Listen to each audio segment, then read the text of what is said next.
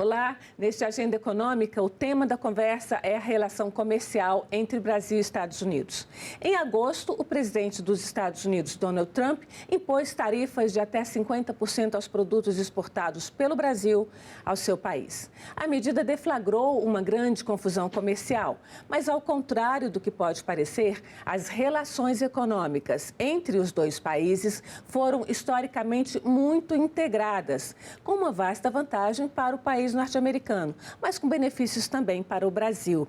Neste programa, eu recebo o diretor de Políticas Públicas e Governamentais da Câmara Americana de Comércio para o Brasil, Fabrício Panzini. Fabrício, muito obrigada pela sua presença aqui na Agenda Econômica. Vamos começar a nossa conversa. Realmente, a ideia inicial era a gente falar dos investimentos, né, das empresas dos Estados Unidos no Brasil, mas a pauta mudou e a gente muda, então, o programa. Vamos começar por essa questão mais premente no momento, que é essa guerra comercial aí que o atual governo dos Estados Unidos está fazendo, não só com o Brasil, mas com o mundo. Então, vamos falar do Brasil. Vamos lá.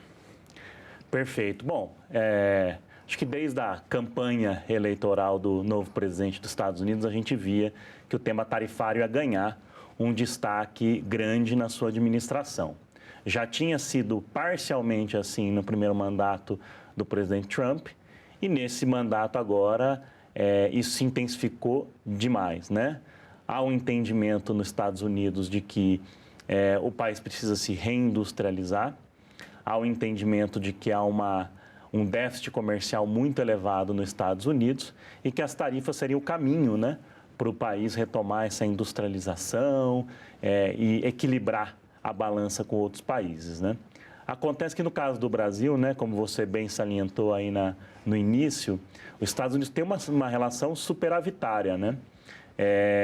A gente importa mais dos Estados Unidos, né, o Brasil, do que exporta, mas não é isso. Acho que o saldo comercial para o Brasil não é a questão mais relevante, né? O mais relevante é que a pauta exportadora brasileira aos Estados Unidos é uma pauta muito nobre, uma pauta única. A gente tem os Estados Unidos como maior destino de bens de mais alto valor agregado. Metade do que a gente vende de alta tecnologia para o mundo vai para os Estados Unidos. É o país cujas exportações geram mais empregos internamente no Brasil. 3,2 milhões de empregos estão associados a vendas para os Estados Unidos e tem maiores salários, né? Então, a gente quer demonstrar que esse superávit comercial que eles têm, na verdade, já mostra que é uma relação positiva para eles, positiva para os dois lados. Você é o diretor da Câmara de Comércio dos Estados Unidos, né, no Brasil.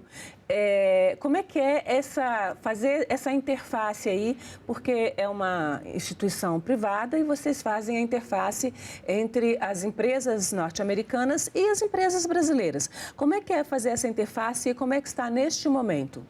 Eu acho que no momento que a gente tem uma fricção comercial, né, seja ela razões políticas ou econômicas, o setor empresarial, né, entra em campo.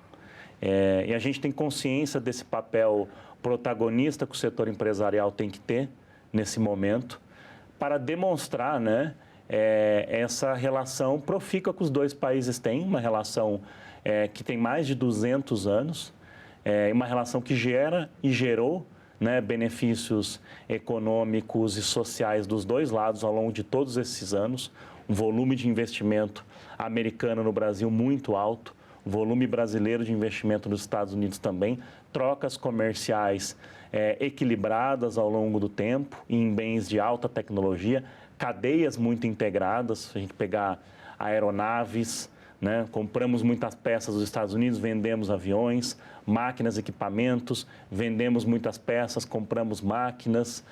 Então, uma série de setores são muito integrados. Então, no momento que você tem uma fricção dessa, a Câmara passa a ter um papel ainda mais relevante para demonstrar para as autoridades brasileiras e para as autoridades dos Estados Unidos, né, o benefício que essa relação traz e a necessidade que nós temos de buscar soluções negociadas, de buscar o diálogo para, então, eliminar essa tarifa que hoje a gente tem acima do mundo, né?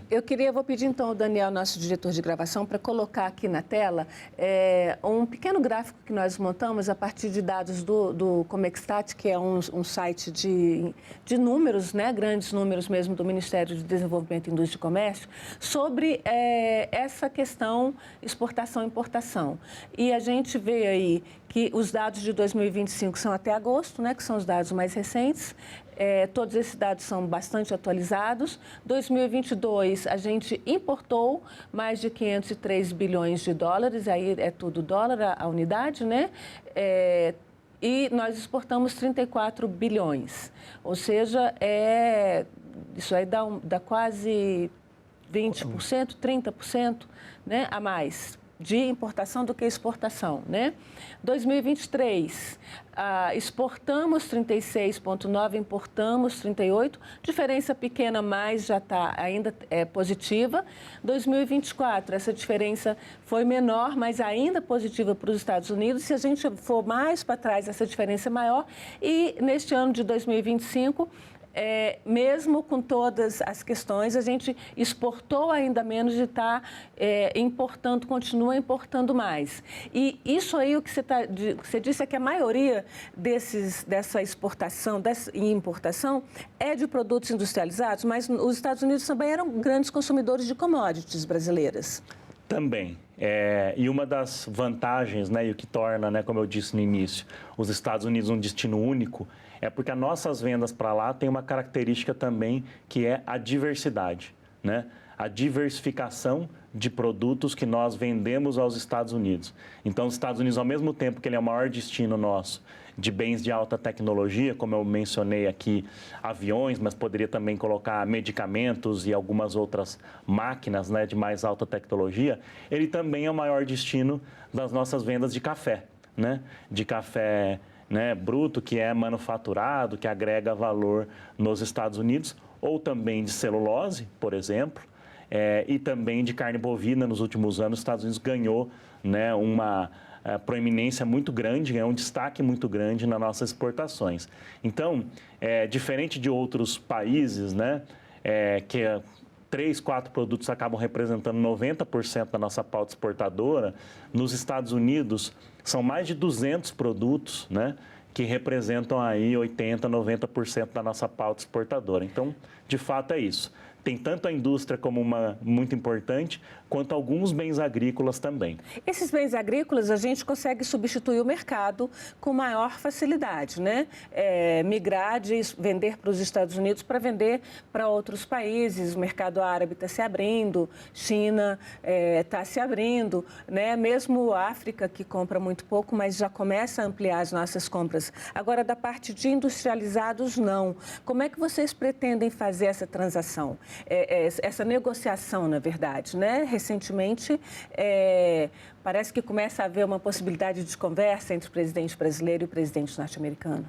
Os bens industriais de mais alto valor agregado, você tocou num ponto importante, eles são a maior preocupação. Não que, né, bens agrícolas também não sejam, alguns bens agrícolas também menos, né, de menor porte, digamos assim, em termos de volume de exportação, como frutas, mel, por exemplo, que o Brasil vai precisar continuar trabalhando para reabrir o mercado dos Estados Unidos. Mas como você colocou, às vezes nas commodities que o Brasil tem um acesso a mercado global maior, ele pode trabalhar para abrir mercado. E um outro movimento que acontece é que, ao passo que o Brasil perde exportações aos Estados Unidos, outros países que substituíram o Brasil nos Estados Unidos deixam o mercado para o Brasil ocupar também em outros locais. Então, na parte de commodities, você tem razão, você consegue um pouco mais alocar. Na parte de bens industriais, o que a gente tem defendido muito, não só com o governo brasileiro, mas com o governo dos Estados Unidos, nós estivemos em Washington já 3 vezes esse ano e levamos essa pauta, é que há uma integração muito grande de empresas do mesmo grupo. Então, empresas americanas de máquinas instaladas no Brasil, que vendem essas máquinas para os Estados Unidos, elas prepararam esse produto, inovaram esse produto e montaram ele para atender as especificidades do mercado americano, questões regulatórias ou até demandas específicas daquela planta produtiva. Para você ter uma ideia, 1/3 do comércio Brasil-Estados Unidos é feito entre empresas do mesmo grupo. Então, que estão nessa categoria de bens mais industrializados, que a gente precisa ter uma atenção especial. Ou seja, empresas que têm uma matriz aqui e uma filial lá, ou o contrário, tem uma matriz lá e uma filial aqui no Brasil. Você pode citar empresas dessa... A Embraer, a gente já sabe, né, uma empresa originalmente brasileira, mas que tem capital aberto e tem também plantas lá. Pode falar de outras para a gente? Sim, se a gente pegar as brasileiras e depois comenta um pouco as americanas. Brasileiras, a Embraer é um exemplo, a WEG também, que é a maior empresa manufatureira do Brasil e tem diversas plantas industriais nos Estados Unidos. Ela produz muito lá, complementa a produção e partes e peças que vêm do Brasil. A própria Suzano, né, celulose, que também tem. Pegando do lado americano no Brasil, aí o volume é muito grande, né, mas dá para a gente pensar na Caterpillar, em máquinas, né, rodoviárias, na John Deere, em máquinas agrícolas, por exemplo, Johnson & Johnson, equipamentos médicos, né, que trocam. Produtos também, né? Produtos de consumo também. Enfim, é uma riqueza de pauta, né? Automotivo também tem, né? General Motors vende, né, ferramentas daqui para os Estados Unidos, para suas empresas lá. Então, é um número de exemplos, assim, infinito quase. É muito difícil, quer dizer, apesar dessa crise, esse comércio não vai deixar de existir. E pode mudar novamente com um outro padrão, por exemplo, de tarifas a ser implementado ou por esse governo ou por um outro governo no futuro. Uma tarifa de 50% ou 40% em alguns casos, ela é muito preocupante. Ela pode mudar esse padrão, então é por isso que a gente tem, né, salientado muito que não dá simplesmente para a gente, né, dizer, olha, conseguimos substituir os Estados Unidos, ou pelo fato de haver muitos investimentos bilaterais, os 50% não fazem a diferença. Faz sim.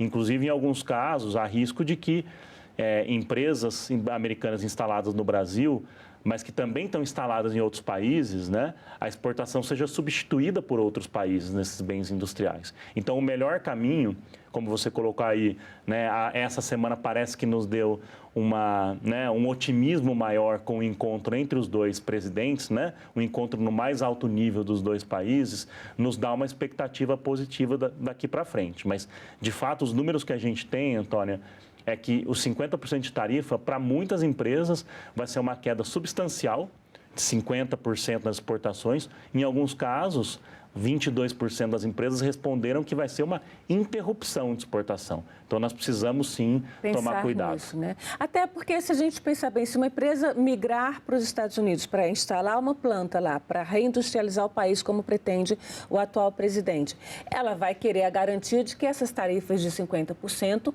permaneçam por muitos anos, por décadas até, porque senão não vale a pena ela migrar para lá e pagar uma mão de obra caríssima, implantar uma fábrica. Isso é um sinal muito complicado de se lidar, né, do comércio internacional. As idas e vindas de medidas comerciais, elas trazem uma coisa que se chama imprevisibilidade, né? Eu acho que é algo que para o setor empresarial, né, custos, muitas vezes ele consegue driblar e a gente sempre precisa trabalhar na agenda de custo, mas quando há uma instabilidade muito grande, você acaba adiando projetos de investimentos, adiando trocas comerciais. Então, essa maior previsibilidade ela é muito importante. Agora, cada empresa, cada grupo vai buscar uma saída, né? Eu acho que não é tão binário, né? Se eu faço investimento nos Estados Unidos, eu deixo de comprar aqui, deixo de fazer lá. Não, os investimentos bilaterais, né? A história mostra muito isso, que ele, na verdade, puxa mais comércio.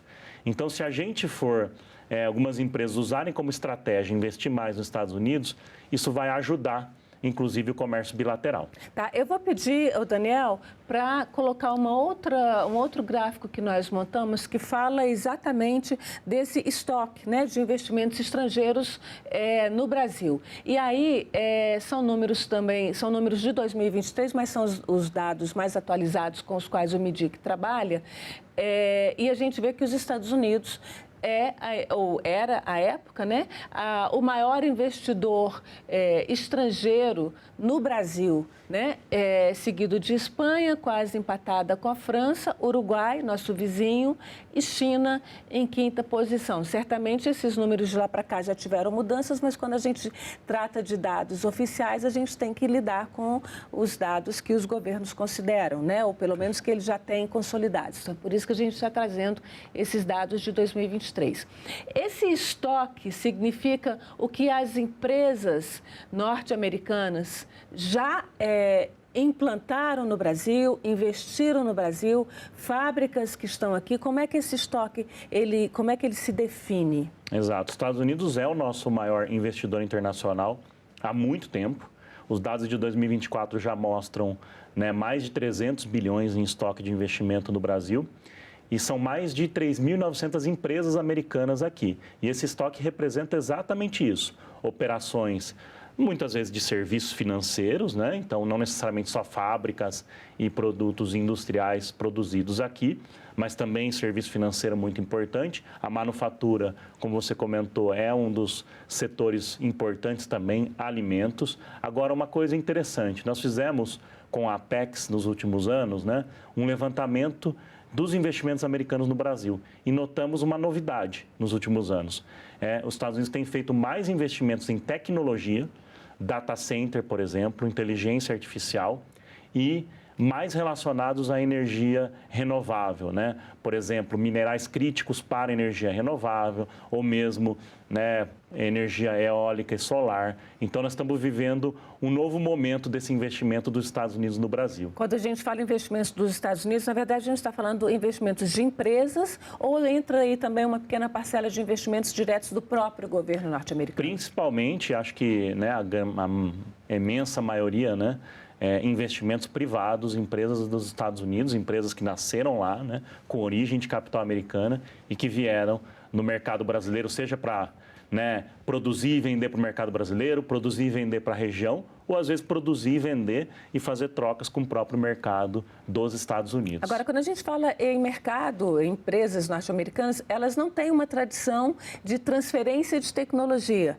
né? Assim, fizeram transferência de tecnologia para a China, mas para o Brasil, por exemplo, não tem um histórico de transferência de tecnologia. Você acredita que isso pode mudar? Depende de demandas do governo e das empresas norte-americanas, brasileiras, como é que esse aspecto de tecnologia pode se desenhar daqui para frente? Assim, a transferência de tecnologia ou o investimento maior em tecnologia depende muito das nossas políticas internas. Mas os investidores internacionais, em geral, são aqueles que mais pesquisam, desenvolvem e inovam dentro do Brasil, né? Então, na verdade, as empresas americanas elas estão muito envolvidas nessa parte de inovação, de pesquisa, de P&D aqui no Brasil, né? Se a gente tomar por exemplo, um setor que é muito investidor no Brasil e é um setor muito importante nos Estados Unidos, o setor farmacêutico. Inova muito no Brasil, é um dos maiores, né, requisitantes de patentes dentro do Brasil, que mostra que eles estão inovando aqui também. O setor automotivo, por muitas décadas, também inovou muito aqui no Brasil. Então, na nossa percepção, esses investimentos americanos, de empresas americanas, eles vêm sim para uma pauta, né, de tecnologia e quando a gente consegue criar os instrumentos corretos, elas sim fazem centros de pesquisa e desenvolvimento no Brasil e inovam aqui, né? A parte de aviões, a Boeing tem centro de inovação no Brasil, tecnologia de informação, a Microsoft tem centro de inovação no Brasil. Então, eu acho que eles são, sim, um player importante nessa área no Brasil. A CNI fez, há não muito tempo, uma missão, né, para conversas com o governo dos Estados Unidos. Senadores também fizeram uma missão para conversa com o presidente dos Estados Unidos, com o governo, na verdade, norte-americano. Como é que você vê essa troca ao longo? Ela acontece, essa negociação entre instituições, não só comerciais, ela acontece ou ela só começou a acontecer diante da crise? E qual a importância dela? Ela acontece, né, bastante. Nós tivemos com Manchã também nessa semana em que a CNI esteve lá. Nós dialogamos muito com os senadores, inclusive eu queria deixar aqui registrado que essa missão de senadores em julho foi uma missão muito importante. A criação desse grupo, liderado pelo senador Nelsinho Trade, pela senadora Tereza Cristina, tem ajudado muito a abrir portas lá, a criar um conhecimento sobre o Brasil. Nós, como Anshan, nos últimos anos, todo ano, passamos pelos Estados Unidos em missão de alto nível, com CEOs, né? Ou no último ano passado, a gente recebeu a secretária do Tesouro dos Estados Unidos, a secretária de Energia dos Estados Unidos, né? Secretária lá em nível de ministro. Dialogamos, colocamos pautas que podem ser de cooperação bilateral, energia limpa, inteligência artificial, vários outros pontos. E tivemos, como eu disse aí, já mais de 3 vezes em Washington neste ano. E essa conversa do setor privado com o governo dos Estados Unidos ela é muito importante. É um governo novo, então muitas pessoas que estão no posto ali não entendem necessariamente, né, os benefícios da relação bilateral com o Brasil, ou têm uma visão um pouco diferente, né, de que o Brasil impõe muitas barreiras comerciais aos Estados Unidos, o que não é verdade, né? Nossa taxa de importação dos Estados Unidos, nossa tarifa, em média de 2,7%. Agora, toda essa movimentação, ela se intensificou, obviamente, com o tarifaço, né? Então, já existiam muitas conversas, existem muitos diálogos, mas o tarifaço, de fato, levou a uma intensificação do setor privado para demonstrar e para dialogar com o governo dos Estados Unidos, dizendo, olha, precisamos de uma saída disso, os temas políticos devem ficar de lado, porque nós temos muito a ganhar trabalhando junto, cooperando em diversas áreas, agricultura, defesa, energia, mineração, uma série de assuntos. Então, eu acho que isso tem ajudado, né? Aquela história, água mole em pedra dura, né? Os senadores foram lá, levaram, né? CNI também, Anshan Brasil passou por muito tempo ali, várias vezes conversando, levando os números, né? Do quão importante o Brasil é como fornecedor de insumos para a indústria que os Estados Unidos querem fomentar, baterias, semicondutores, aço, o quanto tem desse comércio integrado, né? 1/3 de comércio entre empresas do mesmo grupo. Então, se eles colocarem barreiras ao Brasil ou mantiverem elas por muito tempo, elas vão enfraquecer as empresas deles aqui, globalmente, né?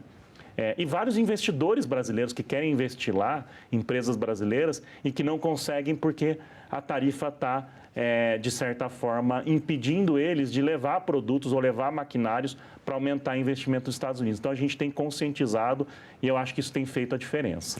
O mundo tem vivido, nesse momento, um estresse, digamos assim, por conta desse posicionamento do atual governo dos Estados Unidos.